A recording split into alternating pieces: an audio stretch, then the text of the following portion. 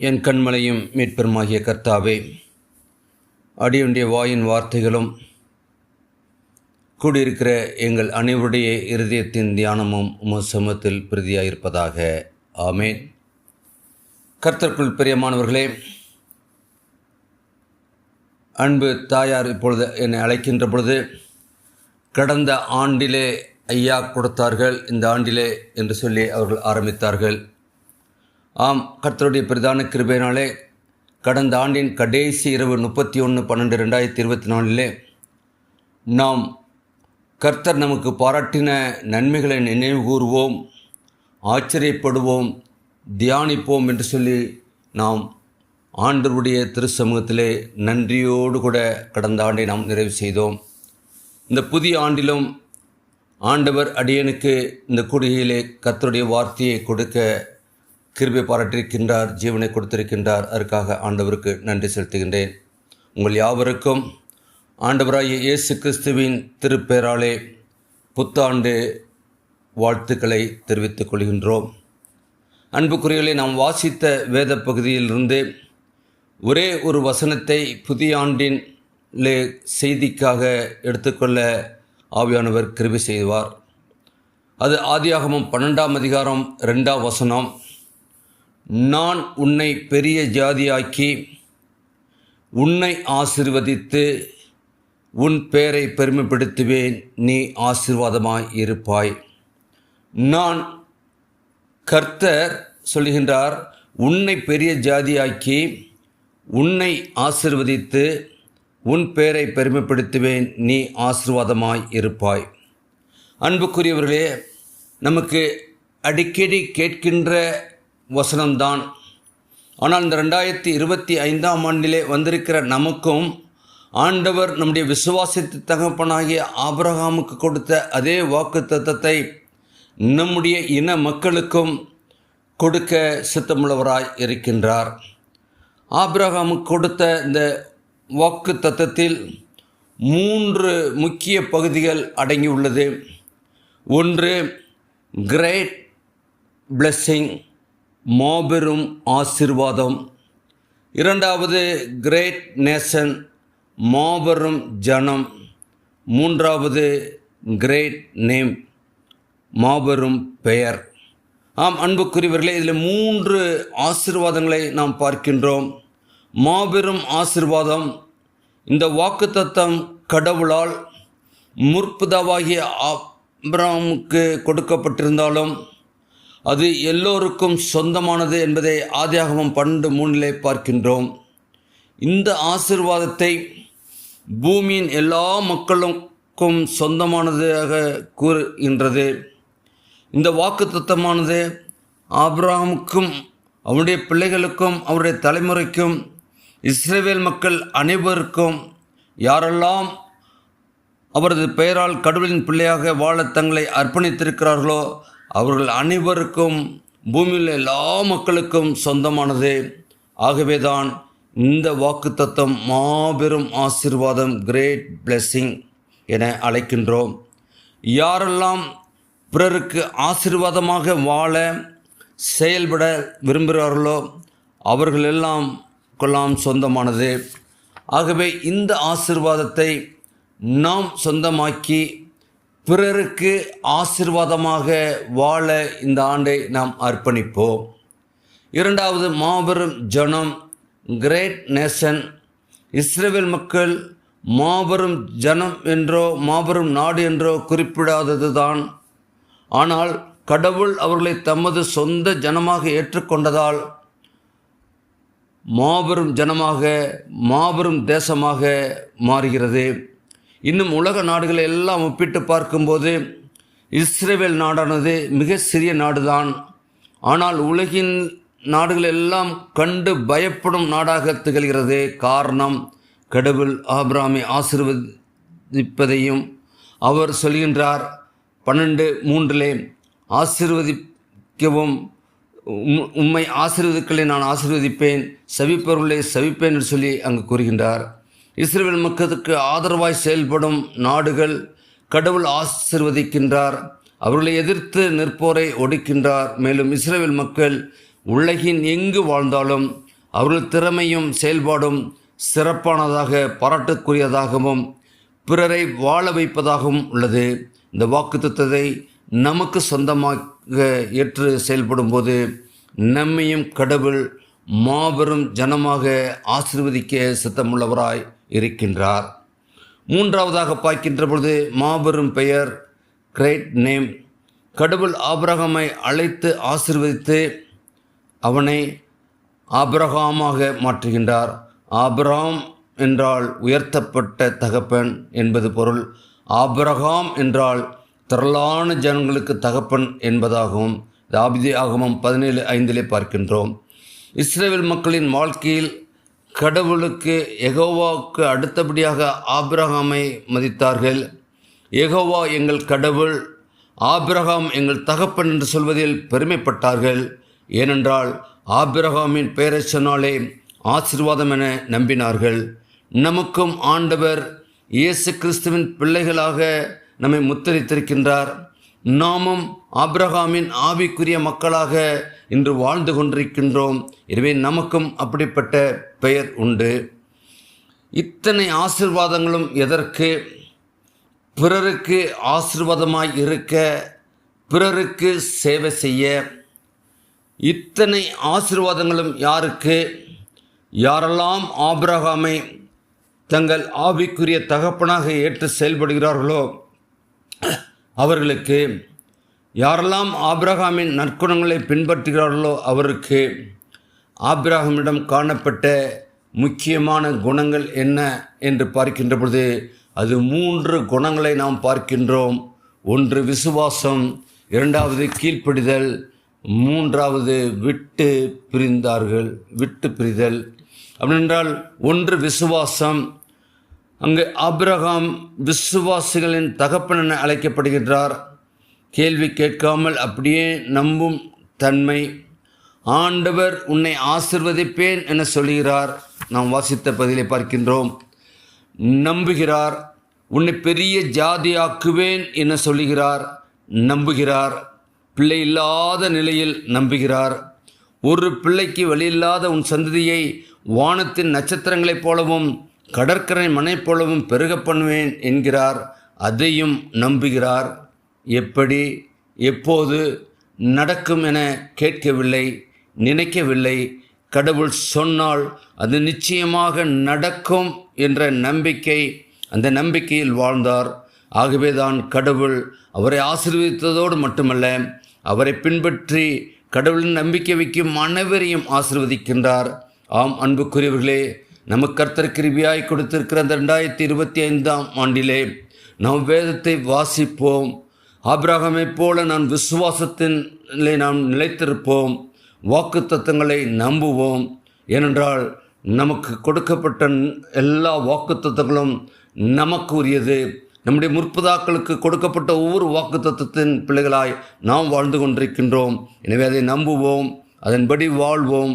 நம்மையும் ஆண்டவரோடு அநேகருக்கு ஆசீர்வாதமாய் பயன்படுத்த நம்மை அர்ப்பணிப்போம்.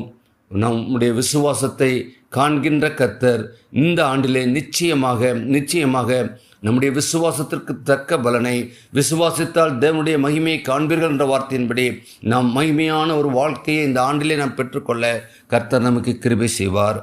இரண்டாவதாக அவருடைய கீழ்ப்படிதலை பார்க்கின்றோம். கடவுள் ஆபிரகாமை பார்த்து, நீ உன் தேசத்தையும் உன் இனத்தையும் உன் தகப்பனுடைய வீட்டையும் விட்டு புறப்பட்டு நான் உனக்கு காண்பிக்கும் தேசத்துக்கு போ என்றார். ஆதியாகமம் 12:1 பார்க்கின்றோம். ஆபிரகாம் அப்படியே கீழ்ப்படிந்தார். இதை பார்க்கின்ற பொழுது ஆதியாகமம் 14 பார்க்கின்றோம். ஆம், ஆபிரகாம் கீழ்ப்படிந்து தான் போகும் இடம் இன்னதென்று அறியாமல் புறப்பட்டு போனான் என்று சொல்லி எபிரேயர் 11:8 பார்க்கின்றோம். எனவே அன்புக்குரியவர்களே, இக்காலத்திலே ஒரு இடத்திலிருந்து இன்னொரு இடத்திற்கு போக வேண்டுமானால் போகும் இடத்தை பற்றி எல்லா விவரங்களையும் அறிந்து கொள்ள முடியும்.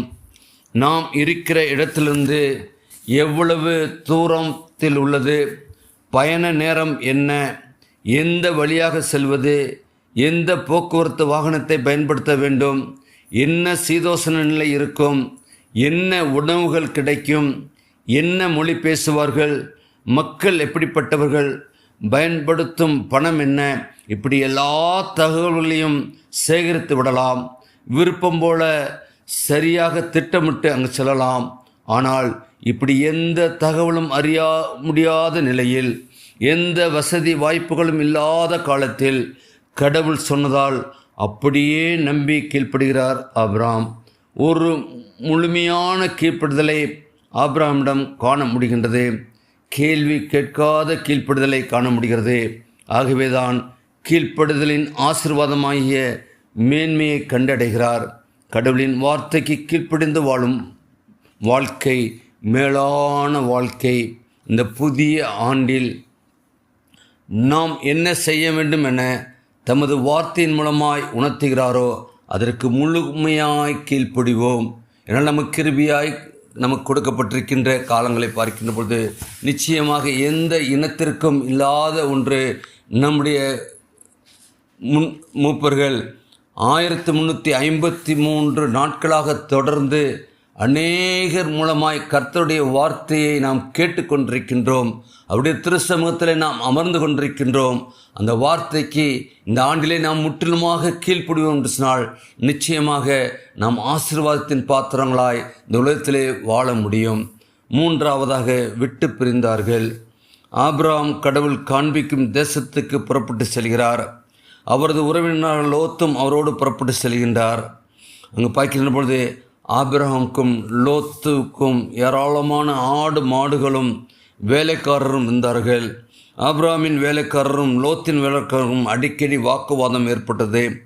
ஆபிரகாம் லோத்தை பார்த்து கூறுகிறார், நம் வேலைக்காரன் நிமித்தம் நமக்குள் பிரச்சனை வேண்டாம் என்று சொல்லி ஆளுக்கு ஒரு திசையில் செல்லாமே என்கிறார்கள்.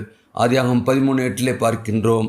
ஆம் அன்புக்குரியவர்களே, அங்கு பார்க்கின்ற பொழுது அங்கு சொல்லப்படுகின்ற காரியம், ஆபிரகாம் லோத்தை நோக்கி, எனக்கும் உனக்கும் என் மெய்ப்பெருக்கும் உன் மெய்ப்பெருக்கும் வாக்குவாதம் வேண்டாம், நாம் சகோதரர். ஆம், இந்த உணர்வு தான் இன்றைக்கு நமக்கு தேவையான ஒன்றாய் இருக்கின்றது. யாம் நம்முடைய வாழ்கின்ற சூழ்நிலையிலே நம்முடைய இடத்திலே காணப்படுகின்ற பிரிவினைகள் எல்லாவற்றையும் நாம் விட்டு எப்படி ஆபிரகாம் லோத்தும் நாம் சகோதரர்கள் சொன்னார்களோ அப்படியாக நாம் ஒவ்வொருவரும் அந்த சகோதரத்துவத்திலே நாம் நிலைத்திருக்கத்தக்கதாய் நாமை அர்ப்பணிப்போம். அங்கு பார்க்கின்ற பொழுது லோத்து யோர்தான் நதிக்கான அருகான நீர்வளம் பொருந்திய செழிப்பான பூமியை தேர்ந்தெடுத்தான். அதற்கு ஆபிரகாம் சம்மதித்தார்.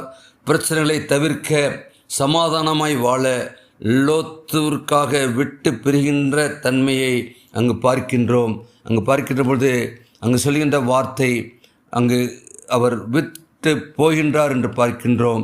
நல்ல அன்புக்குரியவர்களே, நம்முடைய ஒவ்வொரு சூழ்நிலையிலும் நாம் அப்படியாக நாம் வாழ அழைக்கப்பட்டவர்களாய் இருக்கின்றோம்.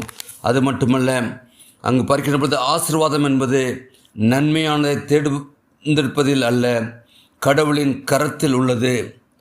ஆகவே தவறில்லாத காரியங்களில் விட்டு பிரிந்து போவது நல்லது என எண்ணி ஆபிரகாம் செயல்பட்டார். அன்புக்குரியவர்களே, நம்முடைய ஒவ்வொருடைய வாழ்க்கையும் நாம் சிந்தித்து பார்ப்போம். நம்முடைய வாழ்க்கையிலே நாம் எப்படியாக இருக்கிறோம் என்பதை நாம் அறிந்து பார்த்து, ஆண்டவரே, நான் உமக்குள்ளாக வாழ்கின்ற பொழுது நான் இந்த உலகத்தில் இருக்கிற எல்லா காரியங்களையும் நான் விட்டு பிரிந்து உமக்குள்ளாக நான் இந்த ஆண்டிலே வாழவும், உம்முடைய திருவுள சித்தம் என்ன என்பதை அறிந்து நான் செயல்படுவோம். அன்றைக்கு ஆபிரகாமும் லோத்தும் பிரிந்தார்கள் என்று சொன்னால் பிரச்சனைகளுக்கு அப்பாற்பட்டு இந்த உலகத்திலே நாம் வாக்குவாதம் பண்ணிக்கொண்டு வாழ அழைக்கப்பட்ட மக்கள் அல்ல. நாம் கடவுளுடைய பிள்ளைகளாக இருக்கிறோம். கடவுள் சமாதானத்தை உண்டு பண்ணும்படியாய் அவர் இந்த உலகத்திலே வந்தார். சமாதான பருவாய் இருந்தார். எனவே அதை நாம் அறிந்து பார்த்து நம்முடைய வாழ்க்கையிலே, நம்முடைய குடும்ப வாழ்க்கையிலே, நம்முடைய இன மக்கள் மத்தியிலே ஒரு சமாதானத்தை ஏற்படுத்த நாம் முற்படுவோம். இந்த புதிய ஆண்டிலே பிரிய வேண்டிய செயல்பாடுகளில் விட்டு பிரிந்து செயல்படுவோம். ஆண்டவர் நமது அர்ப்பணிப்பை, தியாகத்தை நிச்சயமாக கனப்படுத்துவார். ஒருவேளை இதற்கு நமக்கு மனம் இல்லாதபடி நாம் தியாகத்தோடு கூட காரியங்களை நாம் ஈடுபடுவோம் சொன்னால் அதை நிச்சயமாக ஆண்டவர் கனப்படுத்துவார். ஏன்னால் நாம் நீதிக்காகவும் நேர்மைக்காகவும் கடவுளுடைய திருச்சமூகத்திலே இருக்கின்ற பொழுது, நாம் விட்டு கொடுக்கின்ற பொழுது, விட்டு கொடுக்கின்றவர்கள் கெட்டுப்போவதில்லை, கெட்டுப்போவர்கள் விட்டு கொடுப்பதில்லை என்று சொல்லி நாம் முதுமொழியை நாம் அறிந்திருக்கின்றோம். நம்முடைய வாழ்க்கையில் இந்த 2025ஆம் ஆண்டிலே நாம் அப்படிப்பட்ட ஒரு சிந்தனையோடு கூட வாழவும் நமக்கு அர்ப்பணிப்போம். நிச்சயமாக ஆண்டவர் இந்த ஆண்டிலே நிறைவான ஆசீர்வாதத்தை இந்த புதிய ஆண்டிலே கொடுக்கின்ற ஒவ்வொரு வாக்குத்தத்தங்களையும் நாம் பெற்று நாம் ஜீவிக்க கர்த்தர் கிருபை செய்கிறவராக இருக்கிறார். எனவே அப்படிப்பட்ட ஒரு வாழ்க்கையை இந்த ஆண்டிலே நீங்கள் நானும் வாழவும், இந்த நாளில் நாம் கேட்ட வார்த்தையின்படி நான் உன்னை பெரிய ஜாதியாக்கி உன்னை ஆசீர்வதித்து உன் பெயரை பெருமைப்படுத்துவேன், நீ ஆசீர்வாதமாயிருப்பாய். இது ஒரு அன்றைக்கு ஆபிரகாமுக்கு கொடுக்கப்பட்ட அந்த வாக்குத்தத்தம் இன்றைக்கு ஆபிரகாமின் பிள்ளைகளாய் இருக்கின்ற உங்களுக்கும் எனக்கும் அது உரித்ததாய் இருக்கின்றது. எனவே நம்மையும் ஆண்டவர் இந்த உலகத்திலே பெரிய ஜாதியாக்கி நம்மை ஆசீர்வதித்து நம்முடைய பெயரை பெருமைப்படுத்தி நம் ஆசீர்வாதமாய் இந்த உலகத்திலே அநேகருக்கு ஆண்டவரை காண்பிக்கின்றவர்களாய் அவருடைய அன்பை நம் மற்றவர்களுக்கு கொடுக்கின்றவர்களாய் வாழ உங்களுக்கும் எனக்கும் கிருபை செய்ய வல்லமையுள்ளவராக இருக்கிறார். எனவே அவருடைய கருத்திலே நம்மை அர்ப்பணிப்போம். 2025 எப்படி இருக்குமோ என்று சொல்லி நாம் கலங்கியிருக்க அல்ல, ஆண்டவர் கொடுக்கின்ற வாக்குத்தத்தம் உள்ள வார்த்தை ஜீவனுள்ளதாக இருக்கிறது. நிச்சயமாக இந்த கேட்டுக்கொண்டிருக்கிற நம் ஒவ்வொருடைய வாழ்க்கையிலும், இந்த கேட்கப் போகிற ஒவ்வொருடைய வாழ்க்கையிலும் நிச்சயமாக இது கிரியை செய்கின்றதாக இருக்கிறது. எனவே அதை நாம் விசுவாசித்து நாம் மாபெரும் ஆசீர்வாதத்தை பெற்றுக்கொள்வோம். நாம் மாபெரும் ஜனமாய் இந்த மாபெரும் பெயர் உள்ளவர்களாய் வாழவும், நம்முடைய விசுவாசத்தையும் கீழ்ப்படுதலையும் நாம் விட்டு கொடுக்கின்ற காரியங்களையும் நாம் ஒரு விசை ஆராய்ந்து பார்த்து, ஆண்டவரே, ஒருவேளை நான் விசுவாசத்தில் குறைவுள்ளவனாக இருந்தால் எனக்கு இந்த விசுவாசத்தை தாரும் அப்பா. ஆம் கர்த்தாவே, விசுவாசத்திற்கிறோம் முடிக்கிறோம் நீர் அல்லவா. உம்முடைய கருத்தில் நான் என்னை அர்ப்பணிக்கின்றேன். இந்த ஆண்டிலே கர்த்தாவே உம்மிலே நான் விசுவாசத்தோடு கூட விசுவாசத்திலே பலப்படவும் உண்மையிலே நான் வாழவும் என் கிருபை தாரும். உம்முடைய வார்த்தைக்கு நாங்கள் அனுதினமும் கேட்கின்ற உம்முடைய வார்த்தைக்கு நாங்கள் கீழ்ப்படிதவும், நாங்கள் விட்டு கொடுத்து வாழ்ந்து நாங்கள் இந்த உலகத்திலே உம்முடைய பிள்ளைகள் என்பதை நாங்கள் அநேகருக்கு பறைசாற்ற எங்கள் ஒவ்வொருவருக்கு கிருபை தாரும் சொல்லி நம்மை அர்ப்பணிப்போம். அப்படிப்பட்ட ஒரு வாழ்க்கையை நீங்களும் நானும் வாழ பரிசுத்த ஆவியானவர் கிருபையும் ஒத்தாசையும் செய்வாராக. ஆமேன். ஜெபம் செய்வோம். கிருபையும் இரக்கமுள்ள கர்த்தாவே, நீர் எங்களுக்கு கிருபையாய் கொடுத்த இந்த 2025ஆம் ஆண்டுக்காக நன்றியோடு துதிக்கிற பஸ்தரிக்கிறோம். ஆம் கர்த்தாவே, இந்த நாளிலும் எங்கள் இன மக்கள் மத்தியிலே கர்த்தாவே நீர் கொடுத்த ஜீவனுள்ள வார்த்தைக்காக நன்றியோடு துதிக்கிற பஸ்தரிக்கிறோம்.